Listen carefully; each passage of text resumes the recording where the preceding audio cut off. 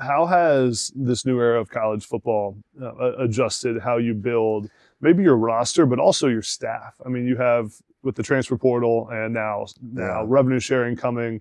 I mean, you're going to have to manage salaries essentially for your team with revenue sharing. How are you approaching that from like a front office standpoint?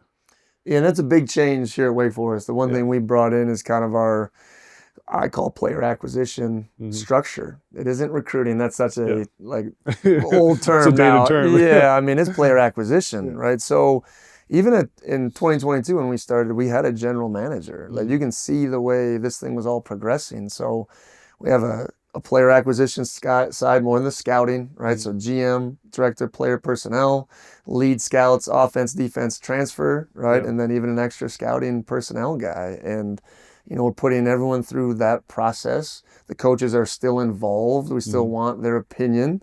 But then once we identify through that process who we want, now it kicks over into recruiting, right? Director of recruiting, assistant director, on campus, high school relations, how we need to recruit somebody, who the champions are, identifying the players' environment and who they're around and who they're going to listen to.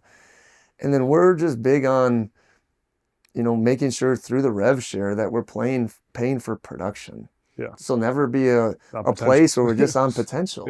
And my hope is, Adam, through the hopefully agreed upon salary cap, right? We need this thing to happen. That just like the NFL, there's a slotted rookie scale. Yeah.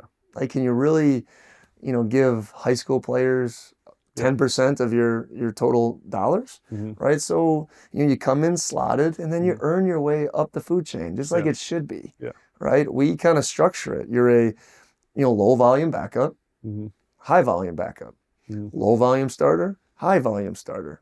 And then every roster has exceptions, right? And then you're compensated accordingly. Damon Claiborne, all ACC, all American. That's an exception, right? So, but you got to be very fact driven in how you're going about it. And anyone that's not with us, it just doesn't end up working. And we stay true to our analytical approach to kind of how we, divvy that out. Yeah, it's funny whenever people try to come up with these ideas for how to, structure college football. Like the NFL has done it pretty well for a long time, right? With the playoff and with salary cap and the rookie scale. I mean, it makes some sense. But their process also proves how hard it is.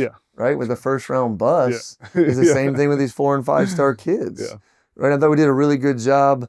When you look at the numbers, I said something funny at the second bye week this year, Washington State. I said, we are going to have the most scouted roster in the country. And people are like, how is that possible? I said, oh, yeah, we are. They know. It's true. They know.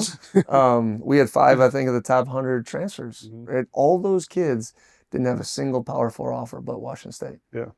And we believe in the process of how we do it.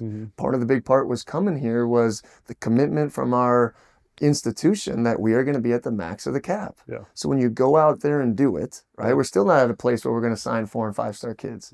But when you put them through your developmental process, you now have the resources combined with the relationships to keep them there.